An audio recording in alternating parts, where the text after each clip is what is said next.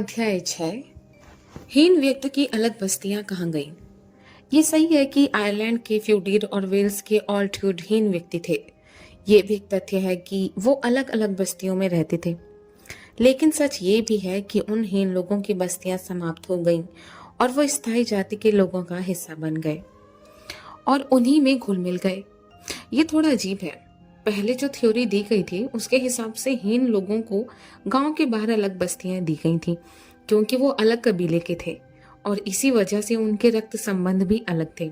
तो फिर ऐसा कैसे हुआ कि वो आगे चलकर उन्हीं कबीलों में समा गए? ऐसी ही चीज भारत में क्यों नहीं हुई? ये सवाल है जो बहुत ही स्वाभाविक है और जिनका जवाब मिलना चाहिए। ये सवाल क्रमागत विकास की प्रक्रिया से अभिन्न रूप से जुड़ा है, जिससे गुजरकर आदिम समाज ने आधुनिक समाज का रूप लिया। जैसा कि पहले ही कहा जा चुका है, इस तरह का विकास दो अलग अलग तरीके से हुआ। एक के जरिए आदिम समाज का परिवर्तन घुमंतु से स्थायी समुदाय के रूप में हुआ, जबकि दूसरे के अंतर्गत आदिम समाज जनजातीय समाज से प्रादेशिक समाज में बदल गया। हम जिस सवाल की बात अभी कर रहे हैं वो क्रमागत विकास के दूसरे तरीके से जुड़ा है। कारण ये है कि एक होने के लिए समान रक्त संबंध का स्थान समान क्षेत्र ने लिया और यही हीन लोगों की अलग बस्तियों की समाप्ति का कारण है। आखिर क्यों आदिम समाज ने एक होने के बंधन के रूप में समान रक्त संबंध के स्थान पर समान क्षेत्र को चुना? ये ऐसा सवाल है जिसका संतोषजनक उत्तर नहीं मिला है। इस परिवर्तन का मूल काफी अस्पष्ट है। हालांकि ये परिवर्तन किस प्रकार आया वो एकदम स्पष्ट है। किसी समय पर आदिम समाज में एक ऐसा नियम बना जिसके कारण कोई गैर जनजातीय व्यक्ति उस जनजाति का सदस्य बन सकता था और उसे सजाति के रूप में उसमें आत्मसात कर लिया गया। इस नियम को अभिजात वर्ग का सदस्य बनाए जाने के रूप में जाना गया। ये नियम कहता था कि यदि कोई गैर जनजातीय व्यक्ति उस जनजाति के पास रहता है या कुछ पीढ़ियों तक किसी जनजाति में विवाह करता है तो वो उनका सजातीय बन जाएगा।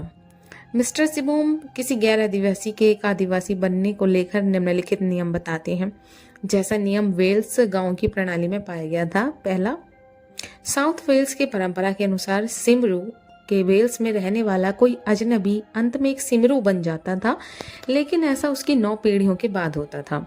दूसरा, जन्मजात सिमरू पीढ़ी के साथ कई पीढ़ियों तक अंतर विवाह से किसी अनजान व्यक्ति के वंशज चौथी पीढ़ी में सिमरू बन जाते हैं। दूसरे शब्दों में मूल अजनबी का पड़पोता जिसका रक्त संबंध सिमरू का कम से कम 7वां या 8वां हिस्सा हो, उसे किसी आदिवासी समाज के विशेषाधिकारों पर दावा करने का हक मिलता था। क्या ऐसी ही चीजें भारत में नहीं होनी चाहिए थी?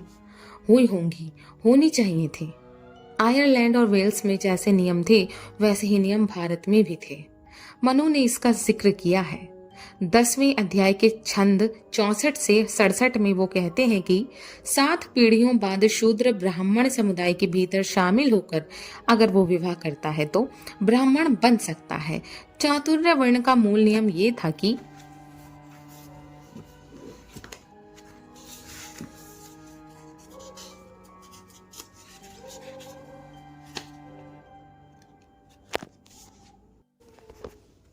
एक शूद्र कभी ब्राह्मण नहीं बन सकता था। शूद्र जन्म से ही शूद्र था और उसे कभी ब्राह्मण नहीं बनाया जा सकता था। लेकिन प्राचीन काल का ये नियम इतना कठोर था कि मंती को छुआछात का नियम शूद्रों पर लागू करना पड़ा। ये स्पष्ट है कि यदि ये नियम भारत में जारी रहता तो भारत के हीन लोग ग्रामीण समुदाय में घुल मिल चुके होते और उनकी अलग बस्तियां समाप्त हो गई होती। आखिर ऐसा क्यों नहीं हुआ? इसका उत्तर यह है कि छुआछात की धारणा आगे भी जारी रही और उसने सजातीय और विजातीय आदिवासियों और गैर आदिवासियों के बीच के भेद को एक अन्य रूप में यानी छूतों और अछूतों के रूप में बढ़ावा दिया। इसी नए कारक ने उन्हें इस प्रकार घुल मिलने का अवसर नहीं दिया जिस प्रकार के आयरलैंड और वेल्स में लोग घुल मिल गए और नतीजा ये हुआ कि भारतीय गांवों में अलग बस्तियों की व्यवस्था ने नित्य और स्थायी रूप ले लिया। छुआछात के मूल में नस्लीय भेदभाव। आखिर छुआछात की शुरुआत कैसे हुई? ये कहा जा चुका है कि इस विषय में इतनी जांच पड़ताल नहीं की गई है। समाज शास्त्र पढ़ने वालों ने भी इसकी तरफ ज्यादा ध्यान नहीं दिया है।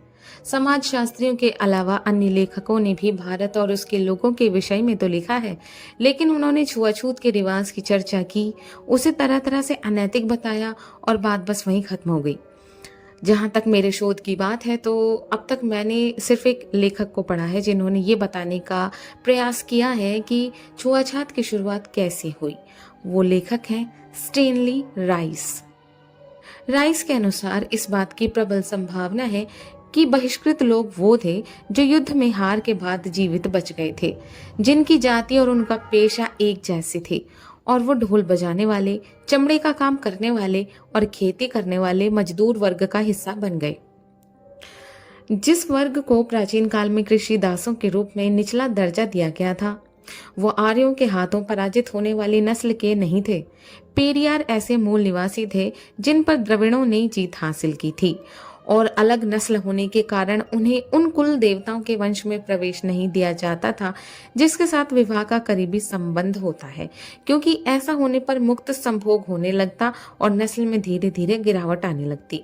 लेकिन ये निषेध संपूर्ण नहीं हो सकता था, और अपवाद तो हमेशा ही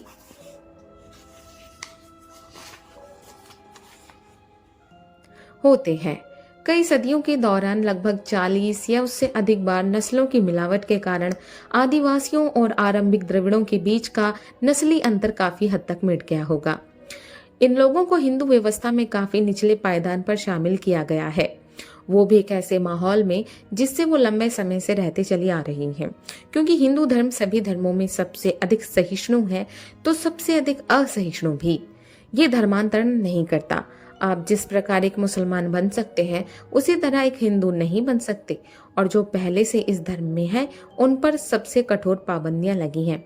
लेकिन ये हमेशा से ही उन आदिवासियों को स्वीकार करने के लिए तैयार रहता है जो इसके नियमों का पालन करने की इच्छा रखते हैं। हाँ, इतना जरूर है कि ये उन्हें काफी नीचे का स्थान देता है और उनसे हमेशा से ही दूरी बनाई गई है और मंदिरों में प्रवेश नहीं दिया गया है।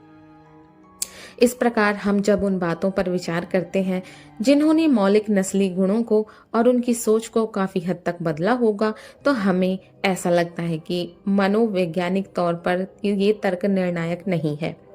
इस प्रकार द्रविड़ों ने पेरियारों पर वही बंदिशें लगाई जैसी बंदिशें शायद आर्यों ने उन लोगों पर लगाई थी जिन पर उन्होंने विजय प्राप्त की थी।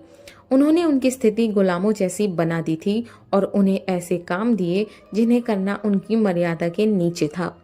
सिर्फ शादी को लेकर ही विचार नहीं किया गया था। पेरियारों को कई कारणों से अयोग्य घोषित किया गया था, और उनमें से एक कारण, और जो सबसे बड़ा कारण था, वो निषिद्ध किए जाने की रहस्यमयी बातों में छिपा था।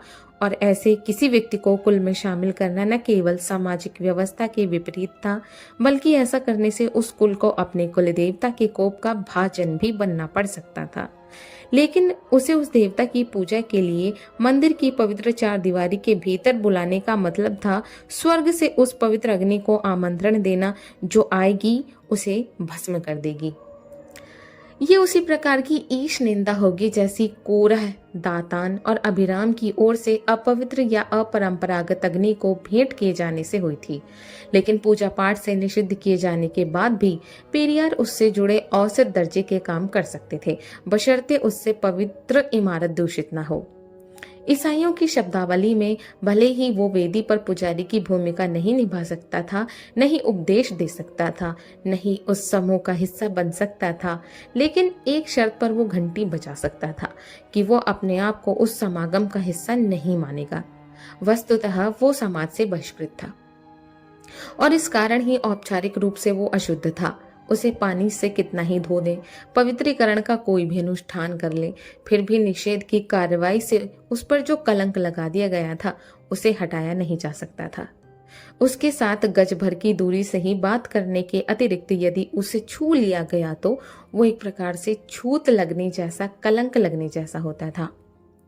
आप उससे अपने खेत को जोतने का काम करवा सकते थे, क्योंकि उसमें आदेश देने के अतिरिक्त उससे किसी प्रकार का कोई संपर्क नहीं होता था, नहीं उसके बाद कोई संवाद होता था। अशुद्धि की मुहर उसके माथे पर लग जाती थी।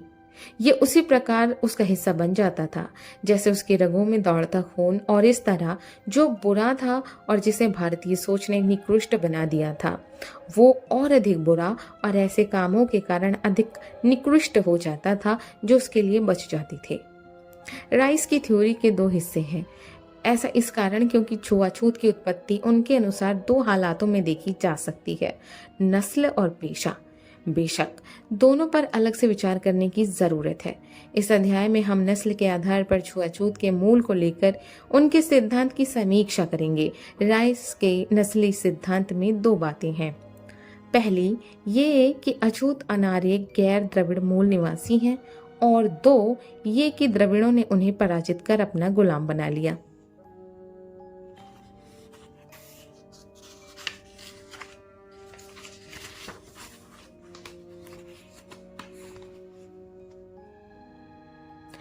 इस सिद्धांत से ये प्रश्न खड़ा होता है कि क्या भारत पर विदेशी आक्रमणकारियों का हमला हुआ, उनकी यहाँ जीत हुई और इसके कारण किस तरह के सामाजिक और सांस्कृतिक संस्थान बने।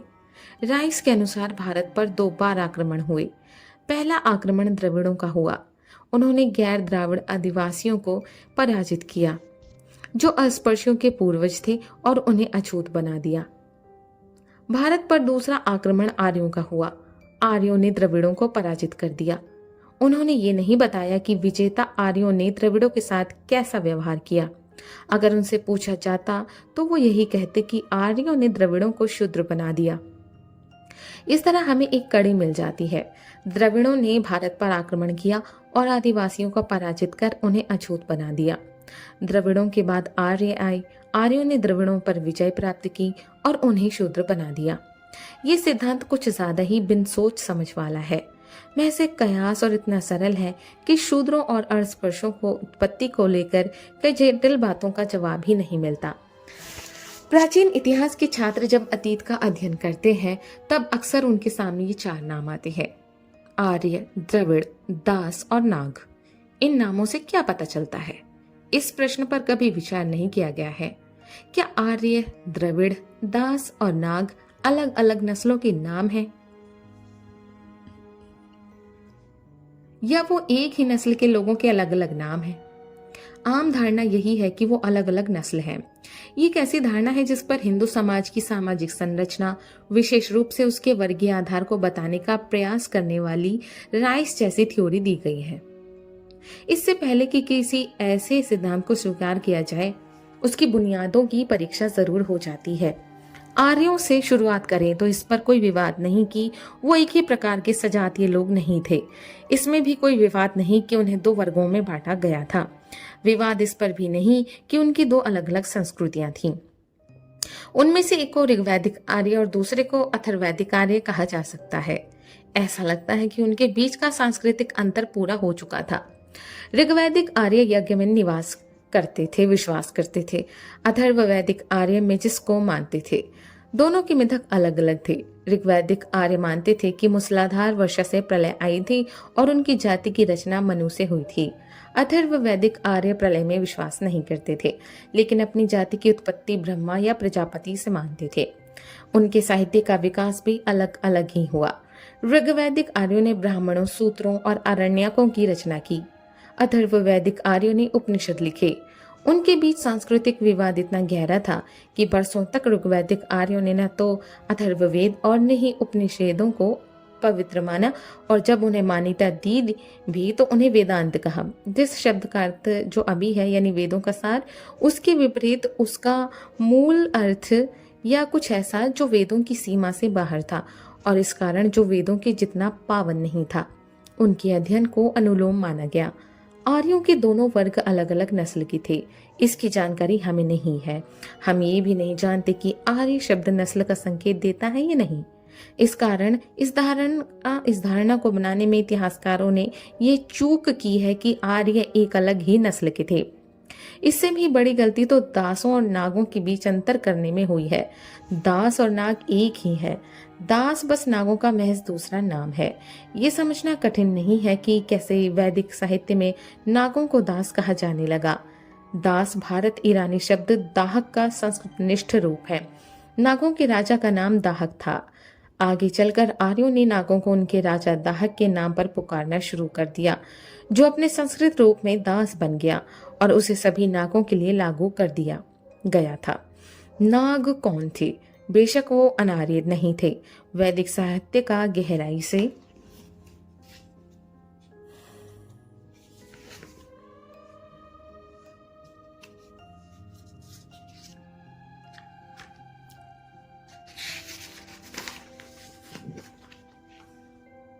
अध्ययन करें तो उनके बीच संघर्ष, द्वैधवाद और दो भिन्न संस्कृतियों और विचारों के बीच श्रेष्ठता की होड़ दिखती है। ऋग्वेद में सबसे पहले हमारा परिचय अहिवित्र के रूप में नाग देवता से होता है, जो आर्य देवता इंद्र के शत्रु थे। नाग यानी वो नाम जिससे आगे चलकर सर्प देवता इतने प्रसिद्ध हुए। आरंभिक वैदिक साहित्य में उनकी चर्चा कहीं नहीं होती। यहाँ तक कि शतप्रथ ब्राह्मण में पहली बार चर्चा होती भी है तो ये स्पष्ट नहीं होता कि उसका अर्थ कोई बड़ा सर्प है या बहुत बड़ा हाथी। लेकिन यहाँ अहिवित्र की पहचान छिपी नहीं है, क्योंकि ऋग्वेद में अक्सर उनकी चर्चा उस सर्प के रूप में मिलती है जो पानी के आसपास दिखता है या पानी के भीतर छुपा होता है और स्वर्ग तथा धरती पर पानी के ऊपर उसका समान रूप से नियंत्रण रहता है। अहिवित्र का जिक्र करने वाली ऋचाओं से ये भी स्पष्ट है कि आर्य मूल की जातियां उसकी पूजा नहीं करती थी और उसे मात्र एक आसुरी शक्ति के रूप में देखा जाता था, जिसे हर हाल में पराजित किया जाना था। ऋग्वेद में नागों की चर्चा ये दिखाती है कि नाग बेहद प्राचीन लोग थे। ये भी याद रखना चाहिए कि नाग किसी भी प्रकार से आदिवासी या असभ्य लोग नहीं थे। इतिहास नागों और भारत के राज परिवारों के बीच विवाह से घनिष्ठ आपसी संबंधों को दिखाता है। देवनागरी के साक्ष्य ये दिखाते हैं कि कदम्ब राजा कृष्ण वर्मा के समय से ही कदम्ब गुल का संबंध नागों से था। 9वीं सदी के रोयाकोटा दान में अश्वत्थामा का विवाह एक नाग से होने और स्कंद शीर्ष्य की ओर से पल्लव वंश की नींव रखने का जिक्र है, जो इस विवाह से पैदा हुई थी। 9वीं सदी के एक अन्य पल्लव शिलालेख के अनुसार विराकुर्चा इस वंश का शासक था, जिसने एक नाग स्त्री से विवाह किया था और उससे राज परिवार के होने का प्रतीक प्राप्त किया था। वाकटक राजा प्रवरसेन के पुत्र गौतमी पुत्र का विवाह भारशिव राजा भवनाग की पुत्री से हुआ था, जो एक ऐतिहासिक तथ्य है। इस प्रकार नाग कुल की राजकुमारी कुबेर नाग से चंद्रगुप्त द्वितीय का विवाह भी ऐतिहासिक तथ्य है। एक तमिल कवि का कहना है कि एक प्राचीन चोल राजा ने एक नाग राजकुमारी से विवाह किया था। राजेंद्र चोल ने भी अपनी आकर्षित करने वाली सुंदरता से नाग जाति की एक कुलीन कन्या का हाथ विवाह के लिए जीता था।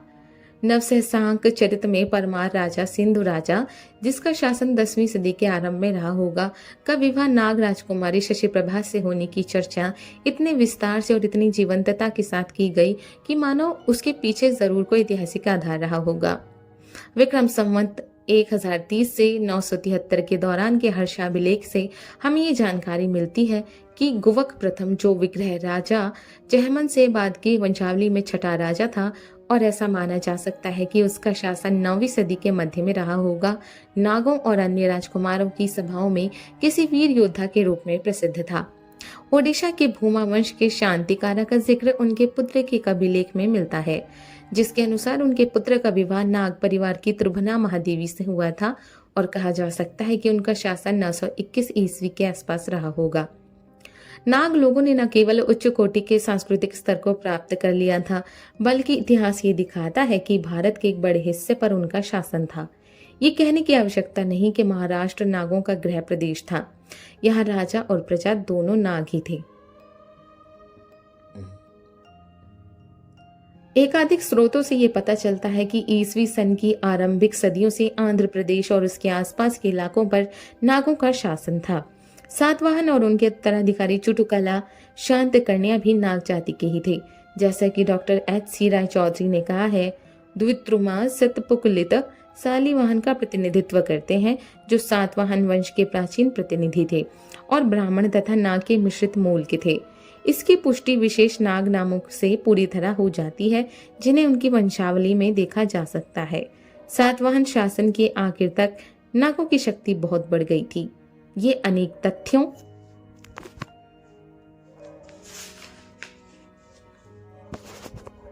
से सिद्ध हो जाता है। मुख्य सातवाहन वंश के आखिरी राजा पुलुमावी के शासनकाल में स्कंद नाम नाग के एक प्रमुख की चर्चा मिलती है जिसका बेल्लारी जिले पर शासन था। दूसरी बात ये कि चुटू राजा की पुत्री नाग मुलानिका के विषय में कहा गया है कि उसने अपने पुत्र के साथ नाग का एक उपहार दिया जिसे शिवकंद नागश्री कहा जाता है। इस वंश के सभी राजाओं का एक ही नाम है और इस तरह नागों से उनका करीबी संबंध सिद्ध हो जाता है। तीसरी बात यह है कि सोरिंगोई की राजधानी उड़कपुरा का नाम किसी एक राजा के ही शासन को नहीं बल्कि उस इलाके में एक नाग बस्ती के होने की बात भी बताता है, वो भी काफी लंबे समय तक। सिलोन और सियाम की बौद्ध परंपरा से हमें ये भी जानने को मिलता है कि डायमंड सैंड्स यानी कराची के पास मजेरी का नाम का एक नाग देश था। फिर तीसरी और चौथी सदी के शुरुआती हिस्से के दौरान उत्तर भारत पर कई नाग राजाओं का शासन रहा, जैसा कि पुराणों के साथ ही सिक्कों और पुरालेखों के साक्ष्यों से सिद्ध होता है। विदिशा, चंपावती या पद्मावती और मथुरा की चर्चा इस प्रकार अलग समूहों के रूप में मिलती है कि उनके महत्व को लेकर कोई संदेह नहीं रह जाता है। भाष्य वंश के एकमात्र ज्ञात राजा भवनाग के संबंध में भी नागों से जुड़ते प्रतीत होते हैं। दूसरे समूह के सिक्कों पर चर्चा करना यहाँ संभव नहीं है। अच्युत, गणपति नाग या इलाहाबाद के नागसेन स्तंभ शिलालेख की पहचान पौराणिक नाग राजाओं से करने का प्रश्न है। भारत के प्राचीन इतिहास में जितने भी नागों का जिक्र है उनमें से चौथी सदी के उत्तर भारतीय नागों के वंश सबसे महत्वपूर्ण और ऐतिहासिक रूप से सबसे वास्तविक नजर आने वाले हैं। हम नहीं जानते कि नागभट्टा और लाहौर कॉपर सील के उनके पुत्र महाराज मोहेश्वर का इन तीन समूहों में से किसी एक से कोई संबंध था या उन्होंने अपने आप ही अलग नाग परिवार बना लिए थे, लेकिन इन सारी बातों से डॉक्टर सीसी राय चौधरी के निष्कर्ष पर्याप्त रूप से सही सिद्ध होते हैं कि उत्तर भारत का कुषाण राज्य चौथी सदी में विलुप्त हो गया क्योंकि उस पर नागों ने विजय प्राप्त कर ली थी। इन नागों का शासन निश्चित रूप से उत्तरापथ के विभिन्न हिस्सों पर कब तक रहा होगा, जब तक कि समुद्रगुप्त विजय बाहुबल ने उन्हें वहां से उखाड़ नहीं फेंका होगा। हालांकि बहुत आगे जाकर स्कंदगुप्त के समय में हमें अंतर्वेदी में सर्वनाग नाम के एक राज्यपाल के बारे में पता चलता है। ऐसा प्रतीत होता है कि सौराष्ट्र के आसपास और विशेष रूप से भरूकच्छ में नागों ने 6ठी शताब्दी तक अपना प्रभुत्व स्थापित कर लिया था। जूनागढ़ के शिलालेख से जानकारी मिलती है कि स्कंदगुप्त को नागों के एक भीषण विद्रोह का सामना करना पड़ा था। 570 ईस्वी में दद्दा प्रथम गुर्जर ने नागों को उखाड़ फेंका, जिनकी पहचान उन जंगली कबीलों के रूप में की गई है जिन पर भरूच के ब्रुहल्लाका का शासन था। ध्रुवसेन 11वीं की ओर से GS 334 सन 645 के अनुदान में भी द्वितक की चर्चा प्रामत्री श्रीनाग के रूप में की गई है। नागों का अगला महत्वपूर्ण पुनरुत्थान जो विशेष रूप से मध्य भारत में हुआ वो 9वीं सदी के आसपास प्रतीत होता है। 800 ईस्वी में कौशल स्थित श्रीपुरा के महाराजा तिवर देव ने निश्चित रूप से एक नाग जनजाति को पराजित किया। इसी अवधि के कुछ समय बाद हमें बंगाल के शिलालेख में नागों के संदर्भ में 2 संदर्भ मिलते हैं। महामंडलिका ईश्वर घोष के रामगंज के अभिलेख हमारा परिचय धिक्कारी के घोषनाग परिवार से कराते हैं, जो 11वीं सदी का बताया जा सकता है। 12वीं सदी में भट्ट भावदेव के भुवनेश्वर प्रशस्ति, जो हरिवर्मदेव के मंत्री थे, वो भी उनके द्वारा नागराजाओं के विनाश की चर्चा करते हैं। रामचरित में रामपाल की ओर से उत्कल विजय की चर्चा है, जो भवभूषण संतति का राज्य था, लेकिन ये स्पष्ट नहीं है कि इसमें बात नागों की हो रही है या चंद्रों की। हालांकि अधिक संभावना नागों की ही हो सकती है क्योंकि वो अधिक प्रसिद्ध थे।